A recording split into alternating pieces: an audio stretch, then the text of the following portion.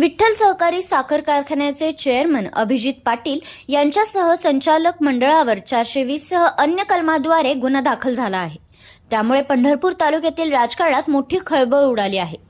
पंढरपूर तालुक्यातील शेतकऱ्यांचा राजवाडा म्हणून ओळखला जाणारा विठ्ठल सहकारी साखर कारखाना गेल्या काही दिवसांपासून अडचणींचा सामना करत आहे। राजकीय डावपेचातून विठ्ठल सहकारी साखर कारखाना वारंवार अडचणीत येत आहे।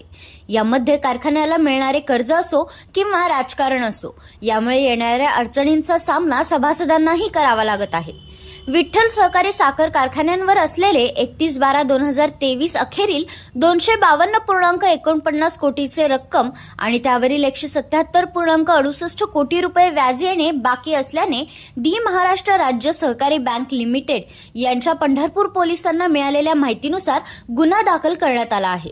11 जानेवारी 2024 रोजी बँकेच्या प्राधिकृत अधिकारी यांच्याकडून पंढरपूर पोलिसांना मिळालेल्या नोटीसद्वारे तपासणी करून गुन्हा नोंद करण्यात आला आहे।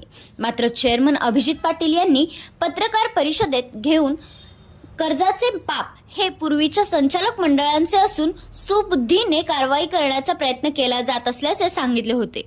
तर माजी चेअरमन भगीरथ भालके यांनी पत्रकार परिषद घेऊन या आरोपांचे खंडन करत चेअरमन अभिजित पाटील आणि बँक यांची मिलीभगत असून कारवाईची नौटंकी असलेल्याचे सांगितले होते।